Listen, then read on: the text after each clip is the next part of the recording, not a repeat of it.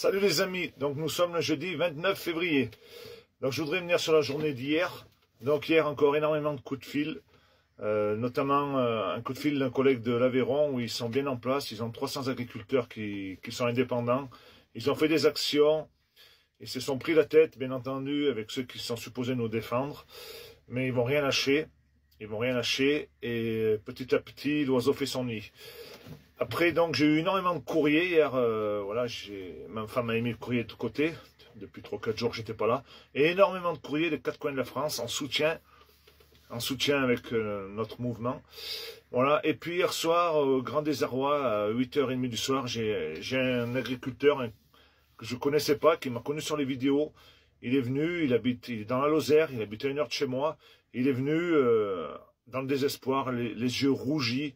J'ai bien vu qu'il y avait un sérieux souci. Pourtant, un colosse, un rugbyman, un gars qui doit faire 2 mètres et 120-130 kilos, voilà, un demi de mêlée, complètement désespéré de la situation parce qu'en fait, il se bat depuis des années et il n'a pas de chance souvent. Donc, il doit se faire opérer la semaine prochaine à Clermont pour une fracture de doigt. Et ces animaux, pour le moment, il les met dans des parcelles parce que là où il les mettait avant, eh ben, ça fait plus. Il avait trouvé un point de chute avec un collègue agriculteur pour les mettre dans des bâtiments et l'autre, il l'a passé dehors. Donc cet hiver, il les laisse dans des prés. En plus, l'hiver n'est pas trop rigoureux. C'est pas là le problème parce qu'en plus, ces animaux, ils sont très très bien soignés. Ils ont une jolie conformation. Ils sont très dociles, il en fait ce qu'il veut. Il arrive à faire des kilomètres et des kilomètres avec ses aubracs, c'est pour dire. Dans des aubracs, c'est plutôt ça le sang vif. Il les mène d'une commune à l'autre dans ses parcelles, il n'a pas de bétalière. Sauf que depuis quelques jours, ces animaux, ils n'arrêtent pas de sortir, ils n'arrêtent pas de retrouver les fils coupés. Donc il en a ras le cul.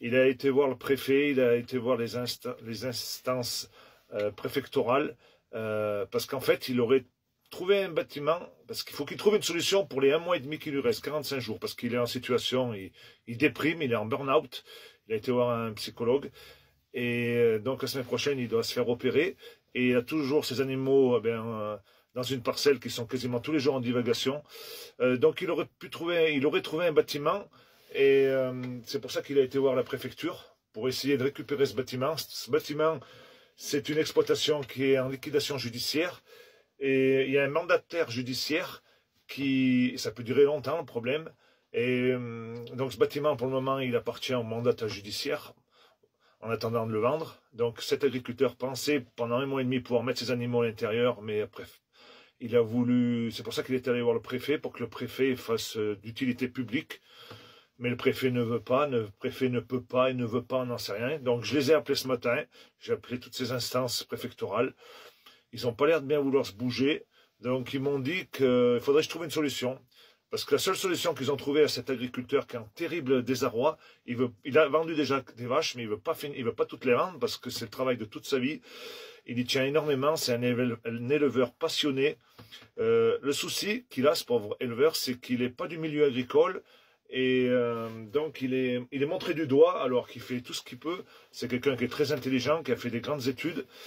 Et donc, ils lui ont proposé de donner ses animaux à une association, tenez-vous bien, ou de les vendre, pour trouver comme solution, en attendant de se faire opérer et de reprendre du poil de la bête. Lui, il demande 45 jours pour qu'on puisse trouver un bâtiment et s'en occuper. Donc, je profite. Et donc, il est venu me voir, il m'a dit, c'est ma dernière issue, essaye de me trouver une solution. Il m'a dit, essaye de voir avec la préfecture, donc j'ai essayé avec la préfecture, donc impossible. On n'a rien à en tirer. Les syndicats, on n'a rien à en tirer. La Chambre d'agriculture, on n'a quasiment rien à en tirer. Donc moi, je lance un appel aux agriculteurs de Haute-Loire, Ardèche, Lozère. Il est prêt à faire des kilomètres et des kilomètres avec ses vaches pour trouver une solution, un point de chute pendant 1 mois et demi, 45 jours. Et il est prêt à nous donner, à nous aider, à nous financer, à nous trouver une solution financière. Et c'est pas le problème, c'est la solution financière. On est prêt à l'aider. Le seul souci, c'est qu'il faut trouver un point de chute. Il faut trouver un bâtiment pour mettre une trentaine de vaches veaux. Vaches génies et taureaux, il y en a 31 vaches génies et taureaux, et il a 15 broutards, donc pour 45 bêtes. Donc il faut absolument qu'on trouve un bâtiment pour mettre ces animaux. Au niveau de la DSV, on a trouvé une solution ils sont prêts à attendre pour faire la prophylaxie. Donc de ce côté-là, comme quoi, quand on a des gros soucis, ils sont prêts à fermer les yeux, mais par contre, ils ne sont pas forcément prêts à trouver des solutions viables. Donc cet homme, depuis qu'il est passé par les instances préfectorales, il a des idées noires, il n'y avait jamais pensé, mais depuis qu'il les a rencontrées, il voit bien qu'il ne faut rien pour lui. Donc il a des idées très très très sombres, très très noires. Donc on ne va pas le laisser tomber. Il m'a demandé dans un premier temps de ne pas donner son nom, mais après, donc on va bien voir. Donc je lance l'appel, tous ceux qui peuvent m'aider, Haute-Loire, Lozère, Ardèche, si vous avez un bâtiment vacant, des agriculteurs qui sont à la retraite, qui ont leur bâtiment de libre, voilà, air paillé ou logette, peu importe, pour mettre à l'abri ces animaux pendant 45 jours, le temps que l'éleveur se refasse la santé psychologiquement, socialement, économiquement, c'est pas le problème, il m'a dit, puisqu'il a vendu des animaux. Et puis donc il est en arrêt maladie, en arrêt de travail, parce que comme il a 2 doigts de coupés au milieu, il m'a fait voir quand même, c'est grave, il doit aller à la châtaigneraie, donc il ne peut pas se permettre de partir, et qu'en même temps ces animaux ils divaguent, parce que ça le rend fou que ces animaux ils divaguent. Voilà, il y a des personnes malveillantes qui ils voient les fils coupés à la pertenaille. Donc je vous en supplie, si quelqu'un peut m'aider, mais ça sera avec grand plaisir et grande joie qu'on va trouver, j'espère, une solution.